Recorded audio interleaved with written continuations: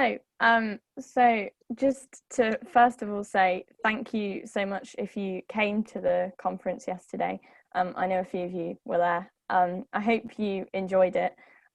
We've had lots of really positive feedback, which is really exciting, and hopefully it'll be an opportunity for things to start progressing in a really good way in terms of the diocese, but also in individual churches and at St Denis. But we had about 60 to 70 people on Zoom between 11 and 4 with breaks, obviously. And we had a keynote speaker called Grace Thomas, who spoke really brilliantly about the power of speaking the truth. And also, mic's fallen. And one of them was about reducing your carbon emissions on an individual level with Sam Woods, who some of you may meet during the Footpaths course that's starting this week.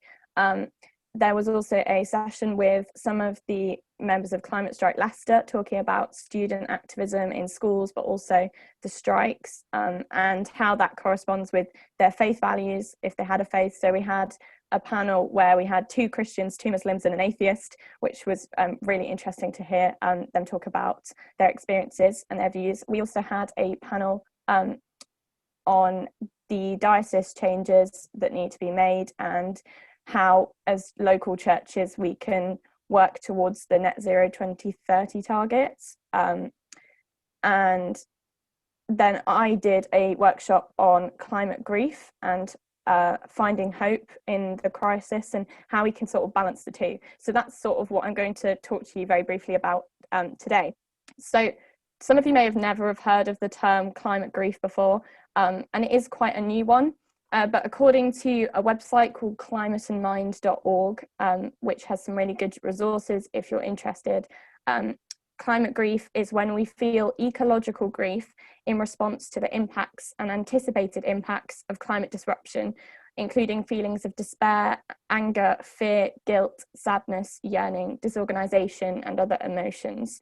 And it's becoming much more prominent in particularly activist groups or among climate scientists, where people are talking about it a lot and they become quite down or stressed and upset by everything that's going on, because it is a very overwhelming emergency.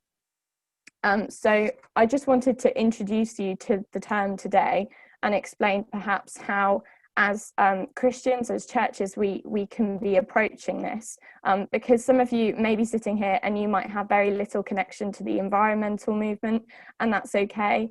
There may be some of you who've been doing work on it for many years, and that's okay.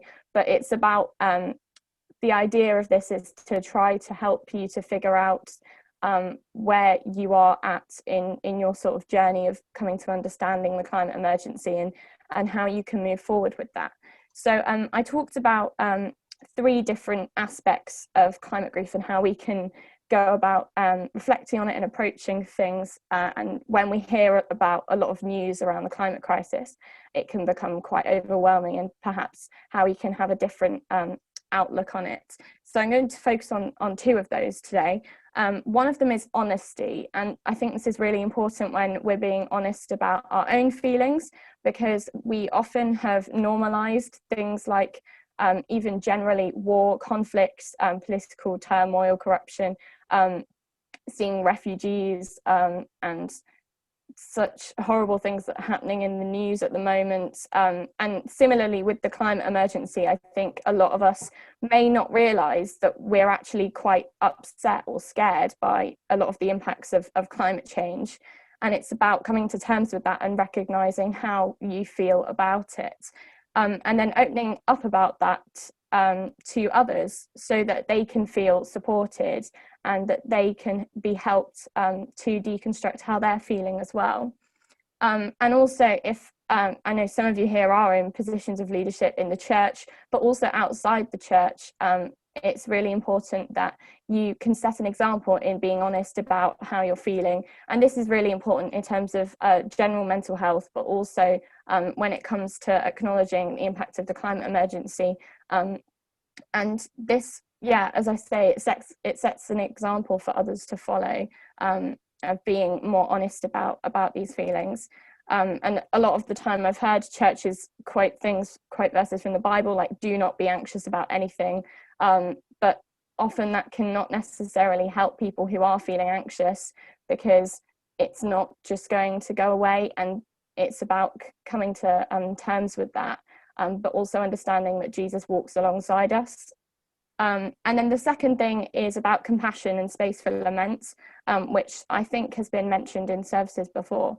And this is about accepting how we feel and how others feel, and accepting that actually we won't necessarily have immediate action or immediate hope after we've realised how bad the climate emergency is.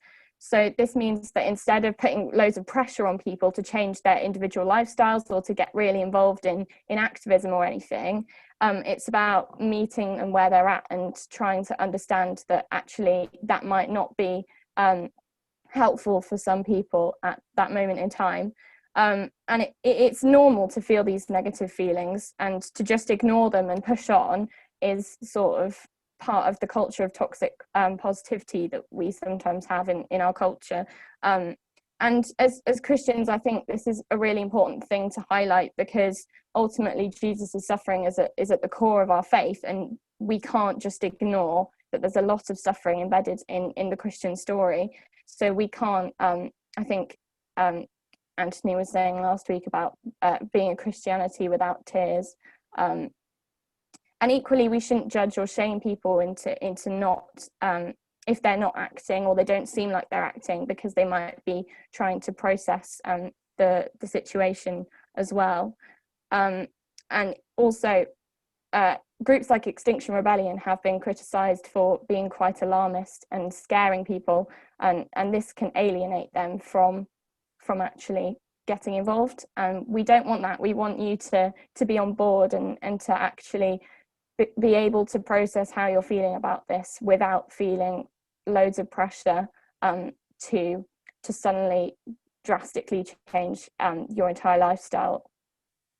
I'd encourage you to go away and to really think about how you react emotionally when you hear about stories in the news about the climate crisis, and how this might link with your faith personally, and then what will you do about that in future. So whether that's talking about it and speaking the truth to others and helping to educate them about the issue, maybe with friends, with family who might not be aware, and also praying and considering what we can learn from Jesus as somebody who was always trying to stand up for the marginalized groups in society. And obviously the first book of the Bible is all about caring for creation.